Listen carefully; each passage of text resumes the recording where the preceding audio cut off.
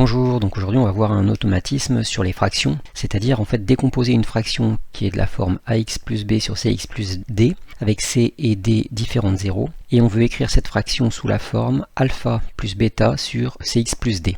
Donc le alpha et le bêta, on va voir comment on va faire pour les trouver, c'est deux nombres différents de a, b, c et d, et le dénominateur, donc cx plus d, est commun aux deux sortes de fractions. Alors premier exemple, f de x égale 6x plus 1 sur 2x moins 2. Donc déjà, première étape, on identifie le a, b, c et d. Donc pour le a, c'est 6, donc a est égal à 6, b est égal à 1, c est égal à 2, et d est égal à moins 2.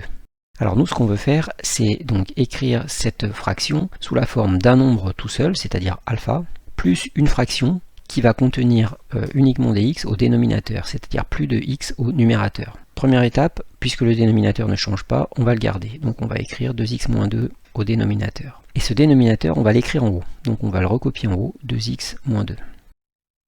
Alors on va le mettre entre parenthèses parce qu'en fait, évidemment, si je laisse 2x moins 2 comme ça, ça va être faux. Puisque moi, je ne veux pas 2x, par exemple, je veux 6x. Donc déjà, on va corriger ça. Donc pour passer de 2x à 6x, on va multiplier par 3.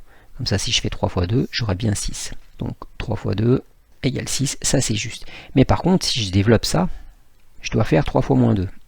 Et 3 fois moins 2, ça fait moins 6. Et moi, je ne veux pas moins 6, ce que je veux, c'est plus 1. Donc comment faire pour passer de moins 6 à plus 1 ? Si je fais moins 6 plus 7, ça fait bien plus 1. Donc ce que je vais faire, c'est que je vais corriger ici et je vais rajouter 7. Une fois que j'ai ça, je vais couper ma fraction en deux parties. C'est-à-dire que je vais écrire la première partie, donc 3 et 2x moins 2 sur 2x moins 2, plus le 7 sur 2x moins 2.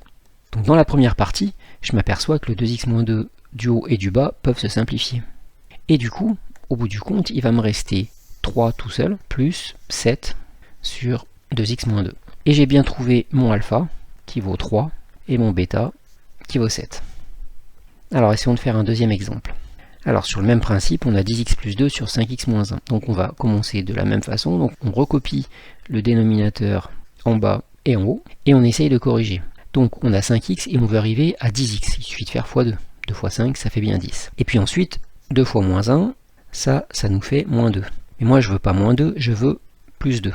Donc pour passer de moins 2 à plus 2, il suffit que je rajoute 4. Donc moins 2 plus 4, ça fait bien plus 2. Donc il faut que je corrige et que je rajoute 4. Ensuite, je vais couper ma fraction en deux, donc je vais avoir 2 facteurs de 5x moins 1 sur 5x moins 1, et plus 4 sur 5x moins 1.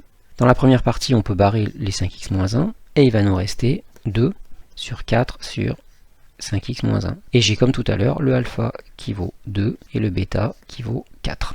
Alors vous allez essayer de faire ces deux-là, f de x et g de x. Je vous conseille de faire pause, et puis on corrige juste après. Alors f de x, on va recopier le dénominateur en haut et en bas, donc ça va nous faire 4x plus 1 sur 4x plus 1, et puis on va corriger. Donc 4 fois combien qui fait 8 ? C'est 2, donc je vais avoir 2 fois 4, ça va bien faire 8. Et puis ici, on va avoir 2 fois 1, ça fait 2, pour passer jusqu'à 5, il faut rajouter 3.